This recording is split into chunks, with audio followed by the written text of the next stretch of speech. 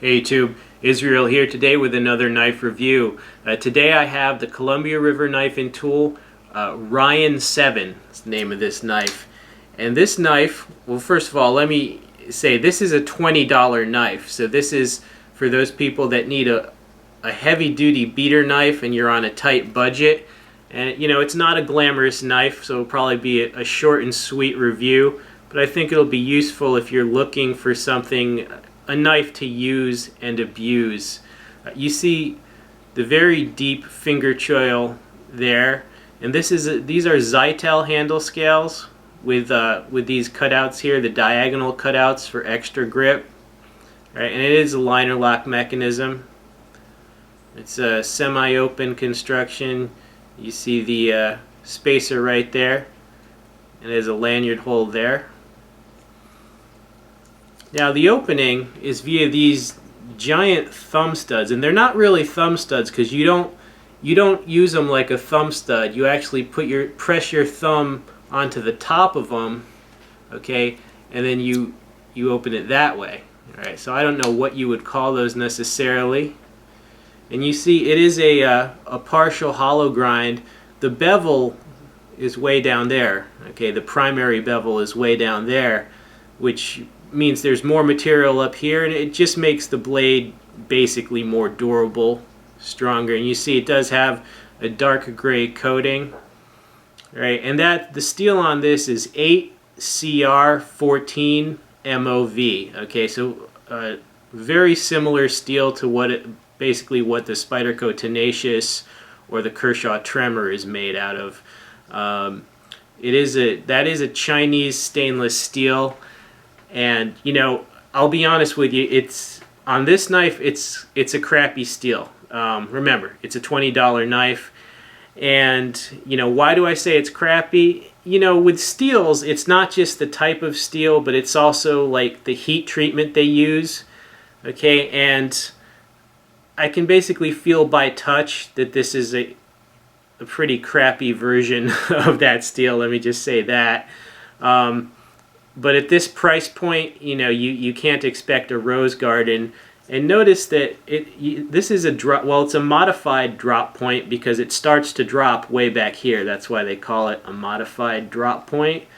But notice that the knife is extra wide and extra thick for its length. The blade length on this is 3 1/2 inches. All right.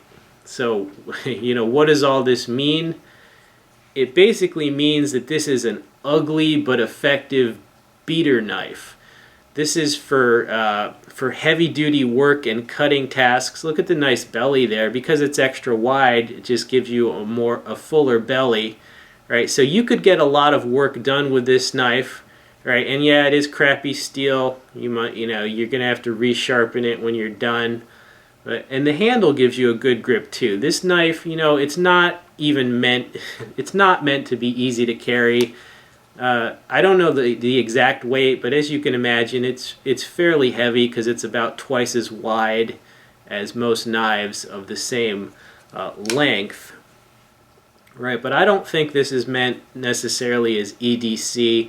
This is meant as a beater knife when you have some heavy cutting tasks that you know you're gonna have in your work day. And it does have a secondary lock here, a manual secondary lock, which prevents the liner from disengaging. I'm not sure why they put that on there. I guess just for extra security, but I don't think that's really needed in this knife because you're not necessarily going to be stabbing anything in anger with it. It's more of a work knife than anything else. But there it is, the secondary lock. And now the position of the clip, it is a one-position clip. It comes right side, tip down carry, and that's your only option. All right, so that's the Ryan 7. Certainly an ugly knife. Definitely not collectible. But yet this could be useful to you. For $20, you can really afford to beat the living crap out of it, and it is very durable. There's no blade play or anything like that. It's wide and durable, and you could get a lot of work done with this, And yeah, it is a crappy steel, but you know, that's the price you pay for getting a $20 knife. And you know, if you use it for what it is, it could serve you quite well. And I always try to review, you know, I always try and fit in some budget knife reviews just to help people out. You know, when I was in my early 20s, I had no, my budget was zero, and I know a lot of people, especially younger guys, are in that position. So I hope this helped you out. Ryan 7, Columbia River Knife and Tool. This has been Israel. Hope you enjoyed this knife review. Stay tuned for many more. I am out of here, dudes. Peace out.